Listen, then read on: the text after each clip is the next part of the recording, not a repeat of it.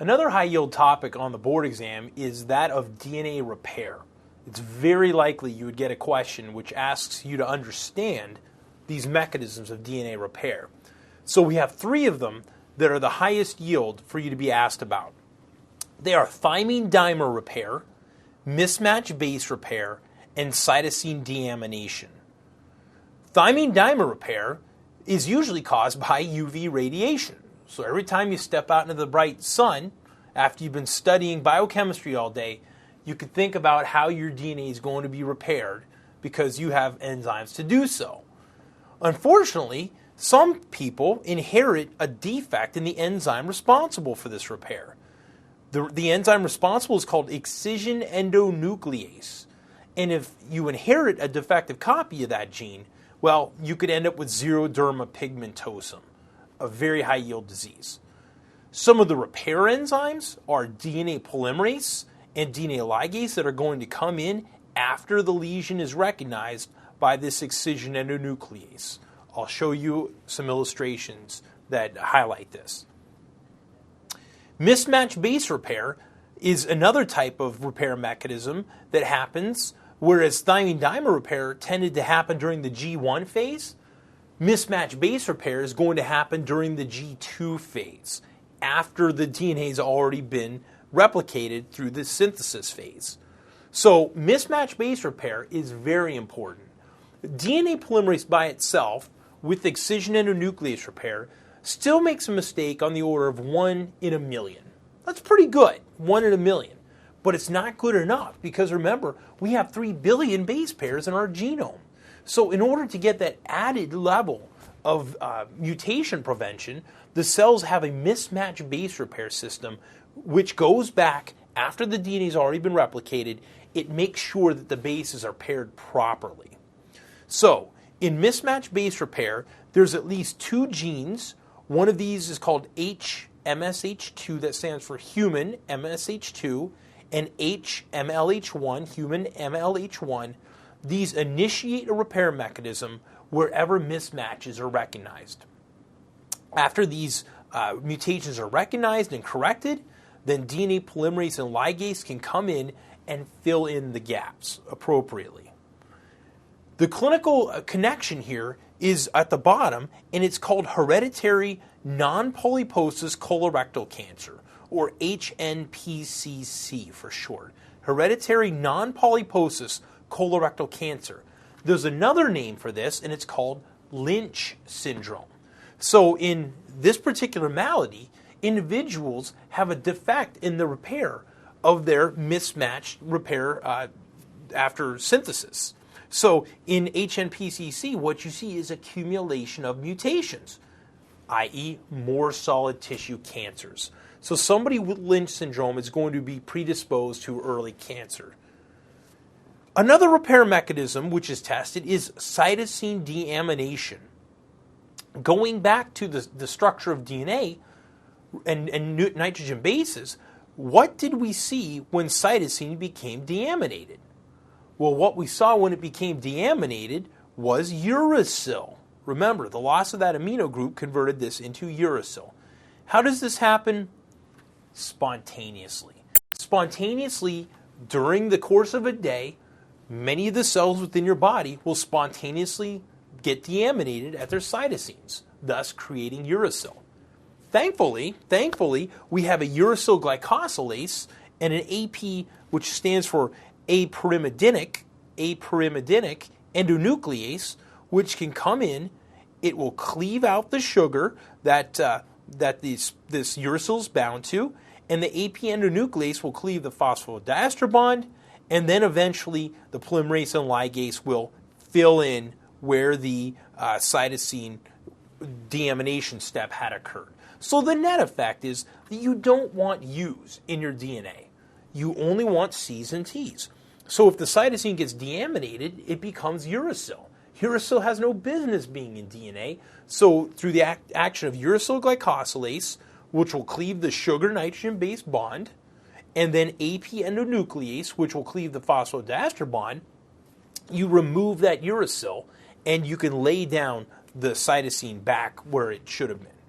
It would be nice if there was a an amination step that could happen, but it doesn't work that way. We have to chop out the base and lay down new cytosine where that base once was.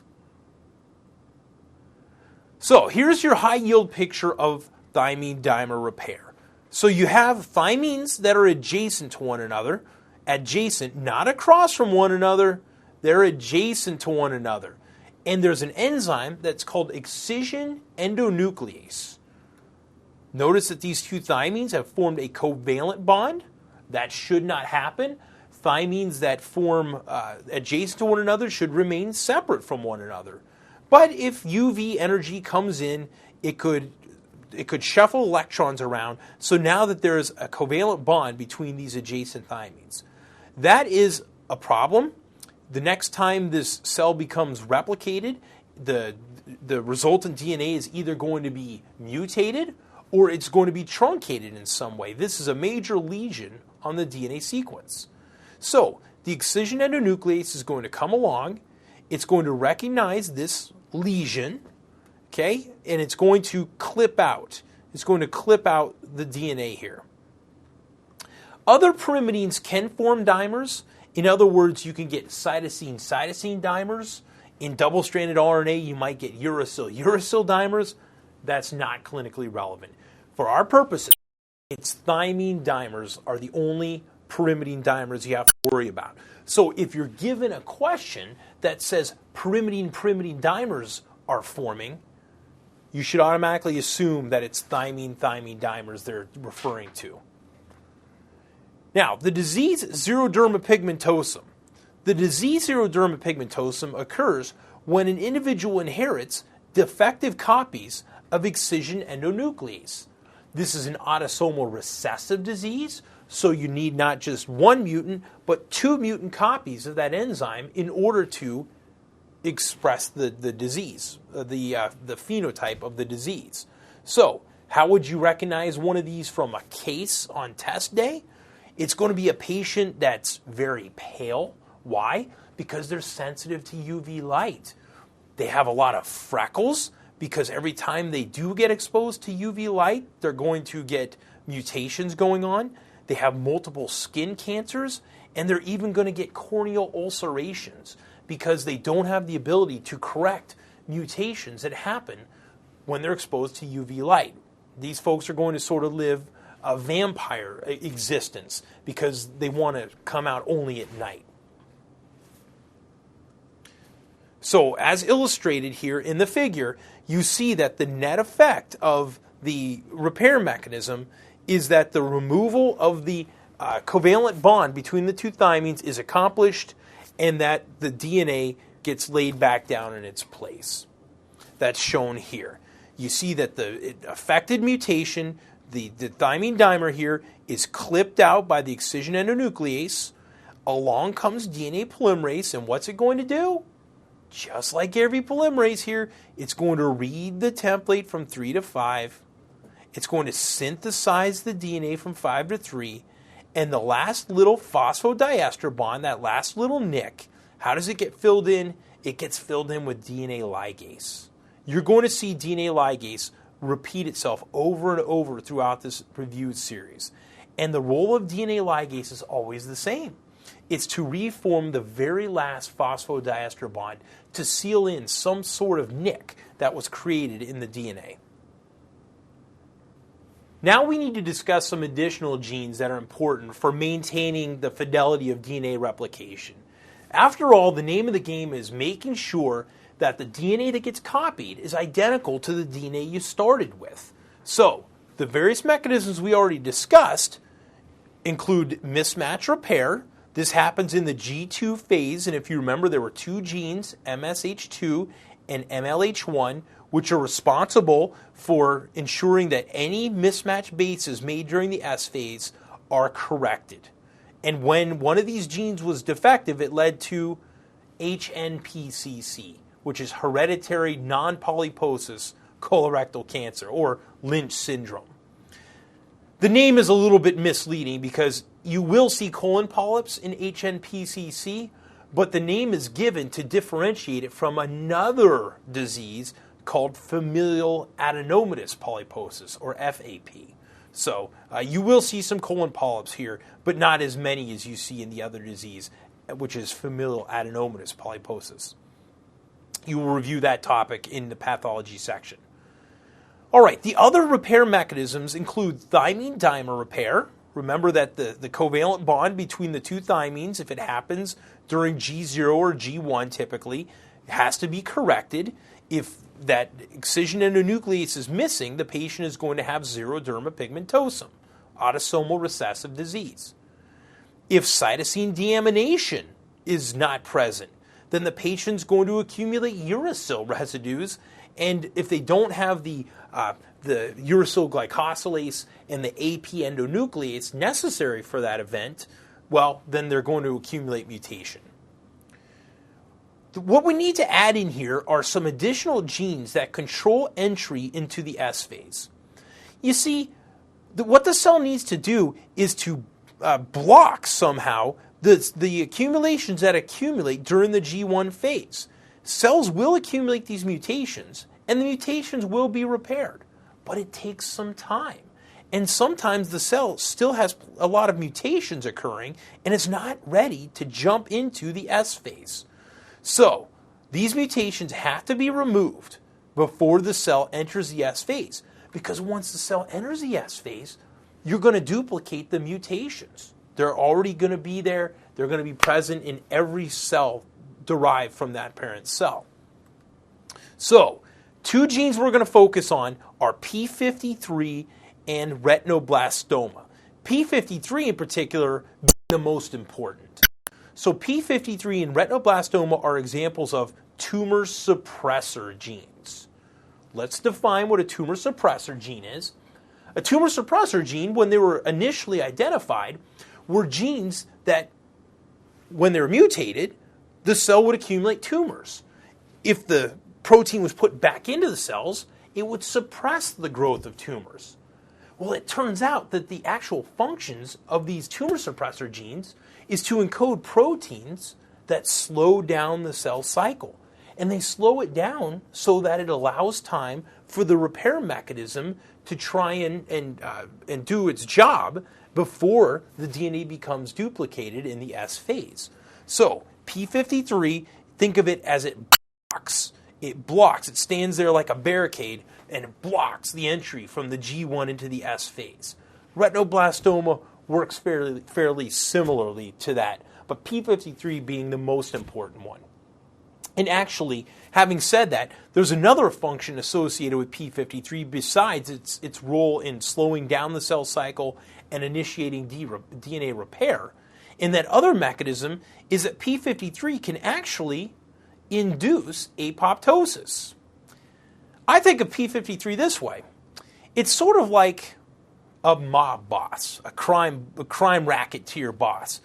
And it's sitting here, and it's going to slow down the cell cycle.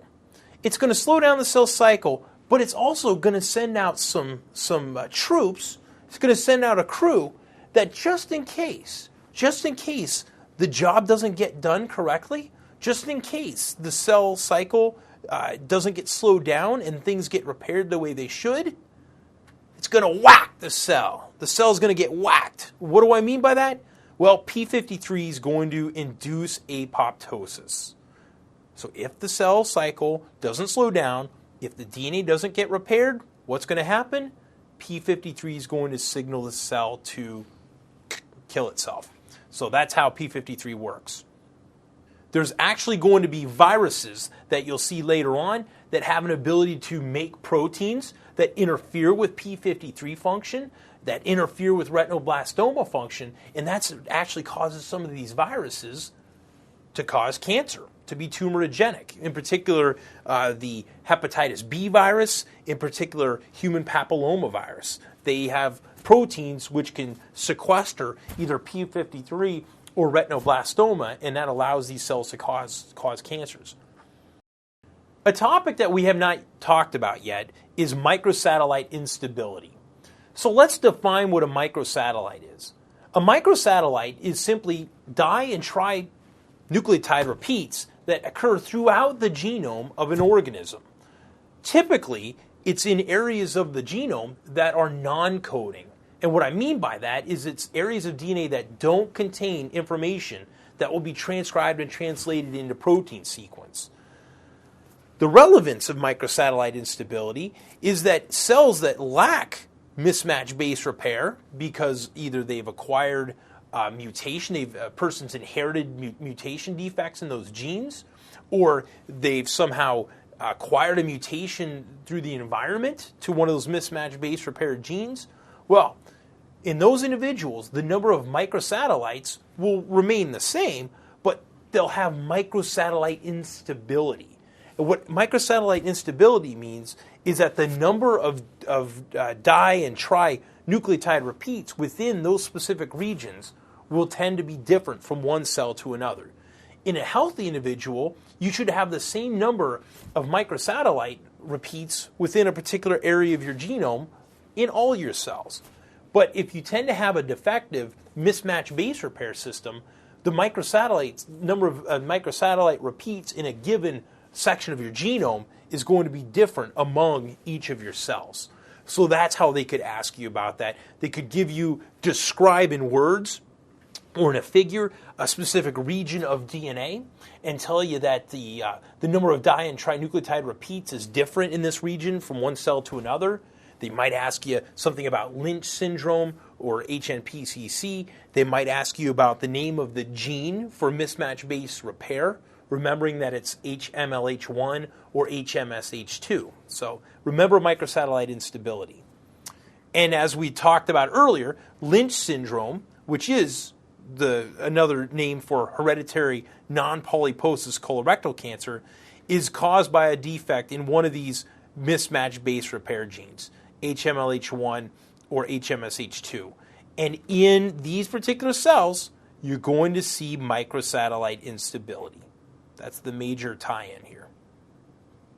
That's going to conclude Chapter 2 for us. So we talked about how DNA replicates itself, the various modes of prokaryotic versus eukaryotic replication, and very importantly, we discussed the repair mechanisms involved. So we have thymine dimer repair, cytosine deamination repair, and also we have DNA mismatch repair.